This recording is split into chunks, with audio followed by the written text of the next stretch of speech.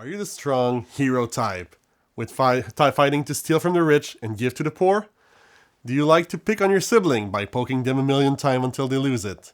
Do you like big, flashy characters that can turn the tide of the game? Well, grab your bow, plan a little mischief, and shift your way to victory with us. And all that for the price of a starter deck.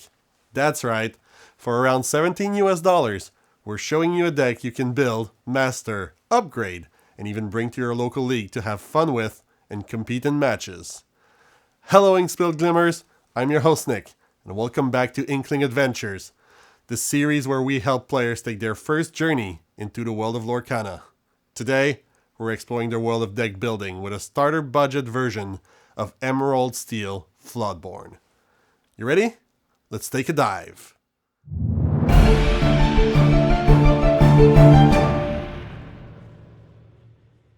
Emerald Steel is a deck that really pushes on the Floodborn concept of the game.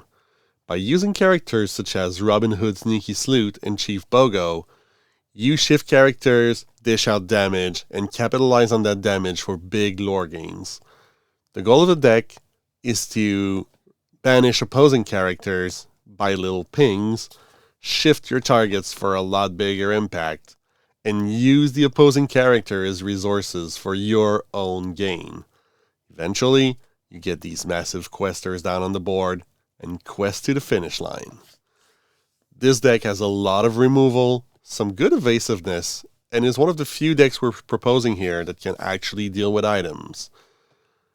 Sadly has a little less card draw than some, has a lot high ink requirements and a higher uninkable counts, which is something you often see when steel decks with songs. This deck really works in three phases. In the early stage of the game, you're going to play your small character like Pegasus Gift for Hercules, a 1/1 evasive, Robin Hood Beloved Outlaw, a 2/2 quest for 1, Robin Hood Archery Contestant, which you might actually keep for later, because when he comes into play, if an opponent has a damage character, you gain 1 lore, but it is also just a 2/2 that quests for 1. Or Robin Hood Capable Fighter, which you can exert to deal 1 damage, or even Cheshire Cat. Not all there. That when he's challenged and banished, you banish the challenging character. He's a high quester that doesn't do damage, but will remove anything that comes into him. Then, once our starting game plan is established and we have a few characters down, we play Chief Bogo, Respected Officer. When he's on the play, and you play a Floodborn character, he's going to dish out 1 damage to each opposing character, allowing us to eventually flood over the board with damage, remove everything, and then gear up into phase 3, which is playing our big shift characters and taking over. Those include Aladdin, Brave Rescuer. Whenever this character quests, you may banish chosen item. We do not have a shift target for him, but he's only 3 costs, so we don't need one. And it's repeatable item removal, which is really, really good against certain decks. Similarly, Jafar Dreadnought also doesn't have a shift target, but costs 4. And during your turn, whenever this character banishes another character in challenge, you may draw a card. So you want to use him as removal, draw some cards, keep it going. If you're ever in a pinch and need to get that big questing for 2 turns, but your opponent has a big board in front of you, you might want to rely on Pegasus, Cloud Racer.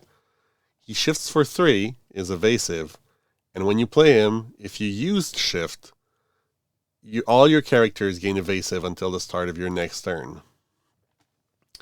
That allows you to get even more little incidental damage onto those creatures, until eventually you can play Robin Hood's Sneaky Sleuth, a 5-drop that shifts for 3, and with a clever plan that he gets 1 more lore for each opposing damaged character in play. So now you can see that you can play him, Bogo deals 1 to everyone on the other side, and since you shifted him on a dry target, you can already quest for a lot of lore the turn he comes down. Similarly, Cheshire Cat from the Shadows can quest for 5, can shift for 5, is evasive, and whenever you ping one of those little characters for 1, you can exert him to banish said character. So he's able to remove huge characters that just have a little tiny bit of damage from maybe a Robin Hood capable fighter. And finally, Robin Hood Timely Contestant is our 9-drop uninkable that quests for 4, that costs 1 less for each damage on an opposing character, which means that if a character has 3 damage and another one is 2 damage, and 2 other one have 1 damage, well, that's 7 damage spread around, and he only costs 2 for a 6/6 that quests for 4 with Ward. Supporting that is a set of action, but mostly songs. Hypnotic Deduction will make you draw 3 cards and put 2 back from the top of your deck. Tug of War will deal 1 damage to every character without evasive, or 3 damage to every character with evasive. Opposing characters, that is. Let the Storm Rage On, We Don't Talk About Bruno, and Grab Your Sword are actually a good assortment of songs used in the competitive setting that are fairly affordable and will help you clear the board, either through damage with Let the Storm and Grab, or by simply returning the character to hand and making them discard something, which We Don't Talk About Bruno. Let the Storm Rage On also draws you a card when you play it, so it replaces itself and is in your hand and allows you to keep the fun going. Finally, since we play a lot of Robin Hoods, we have 4 copies of Robin's Bow, an item that you can exert to deal 1 damage to chosen damaged character or location, but that also readies itself whenever a character named Robin Hood quests, meaning you can dish a little damage with Robin Hood capable fighter, and then start pinging them more and more and more with Robin's Bow. Similarly, Sherwood Forest is our location in this deck. It doesn't bring any lore to the table, but your characters named Robin Hood move there for free, and every character you get while there gain Ward, and the ability to pay 1 and exert them to deal 2 damage to chosen damaged character, similarly to Robin's Bow, but twice the damage for 1 lore. As far as upgrades go, this deck quickly goes toward the more competitive version. Sure, you can add 2 extra copies of Let the Storm Rage On, and you will want then to upgrade your song package. You'll want to get Strength to a Raging Fire at around $5, a few, and then along came Zeus, also at along $5, who will both give you some more damage-based removal that can be sung with your characters. Similarly, you'll probably want a second Grab Your Sword, around $3.79. And then you're going to get into the heavy card draw with A Whole New World, which is $12.50, give or take. That's going to be a 4 of if you want to really upgrade the deck to the next level. On the character side, there sadly isn't as much that can be done without getting into the really expensive cards. Sure, you can get a few Tinkerbell Giant Fairy from the first chapter that are around $11.50 each, which is still about the budget of the deck. But then the actual upgrade pad goes towards Diablo, Devoted Herald, Beast Tragic Hero, Robin Hood Champion of Sherwood, and Clarabelle Light on Her Hooves, which are both cards that are over $30 and sometimes even over $40 a piece. So this is not a cheap deck to upgrade, sadly.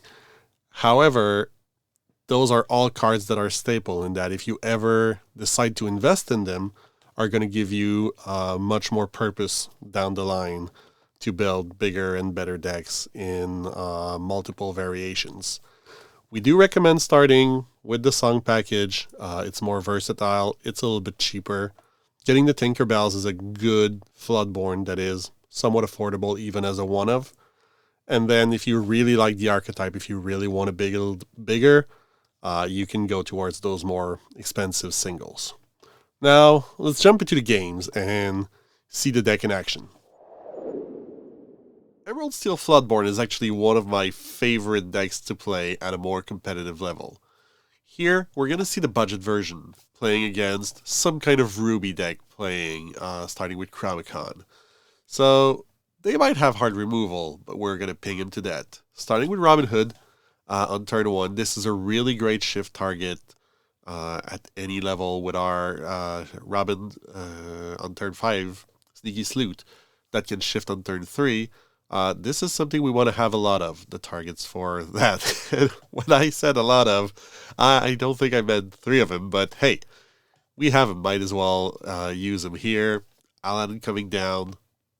Lumiere already down for the opponent as well.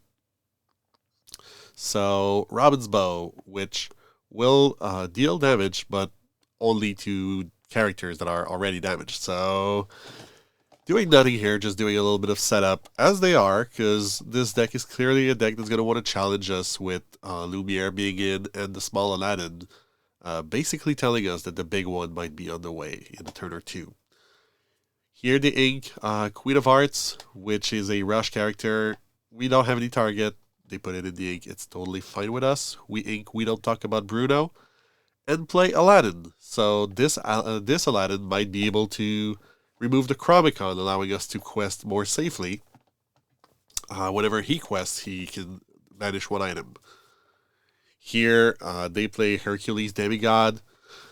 Scary card for us. It's going to remove a lot of things that we have, but hopefully our Pegasus is an evasive character that so far they haven't shown us any removal for. So hopefully it stays that way.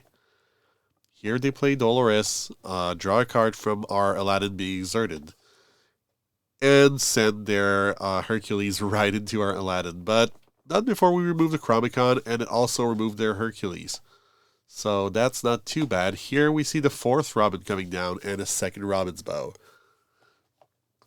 Remember, players, shuffle your decks thoroughly, even though this might still happen. That's the joy of variance. Here, the big Queen of Hearts, sensing weakness, allows them to draw a card whenever they challenge us, but we're going to make sure that doesn't happen too much. So we're sending our Robin in to do 2 damage to Dolores, and then using Robin's Bow to finish her, before questing with Pegasus. Remember with Robin's Bow, whenever one of your Robin is going to quest, it's going to untap, so any character with just 1 damage can easily be pinged until they don't have anything more. Here we play Hypnotic Perception, allowing us to draw 3 cards and then put 2 back on top. We keep a small Pegasus, keeping our evasives going because clearly they don't have the removal for him yet. And here they play Prince Eric. They're really trying to make sure we're not going to have anything in our non-evasive questing. So we're just going to quest with our evasives. That's the plan. If they want to have a stalemate, we're equipped to go around it. But they're going to be the ones questing. And obviously, we don't want to challenge that Prince Eric. We don't want to offer a target, because whenever it is banished, it's going to banish one of our characters. In this case, I would guess our Pegasus Racer, Cloud Chaser. And here you can see them trying really hard to race us with that Prince Eric, that Aladdin. And here just sending one of our little Robins in, finishing the Aladdin with the Robin's Bows. Just removing the threat, continuing to quest with our evasives. Just repeating the process. It's worked so far. But here you can see that they're starting to have their own questers coming alive and trying to race us as fast as they can, basically. And here we just quest a 20. As easy as that, as quick as that. As you can see, the deck was able to win through evasive and utilize Robin's Bow to its advantage to send that 1-drop Robin Hood into their 7-ink Aladdin and still come out with a trade before questing faster than them and forcing them to open their defenses. Because our opponent wanted to play the control role in the game, we had to adapt and be the aggressor, trying to quest fast and prevent them from getting access to their resources. We didn't get to see Chief Bogo in action, but the deck was still more than strong enough to come out ahead and win. That's going to be it for today. Don't forget to like, subscribe, and comment with the card you'd put in the deck if you were building it. We'll see you tomorrow, but until then, keep on questing.